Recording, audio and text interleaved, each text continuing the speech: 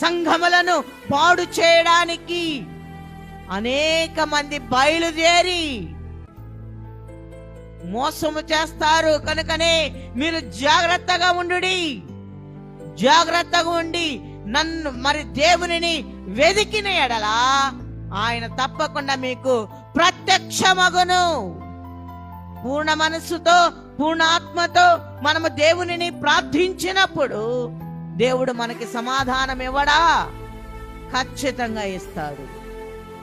నేను మటుకి ఇది చాలా బలంగా చెప్తాను. ఎందుకంటే నమ్ముటని వలన అయితే నమ్మువానికి సమస్తము సాధ్యమే. అసాధ్యమైనది ఏది కూడా ఈ లోకములో లేదు. మనం ఎలాగూ వెతుకుతున్నాము దేవుణ్ణి? మన మనస్సును దేవునికి సమర్పణ చేస్తున్నామా? మన జీవితములను దేవునికి సమర్పణ చేస్తున్నామా?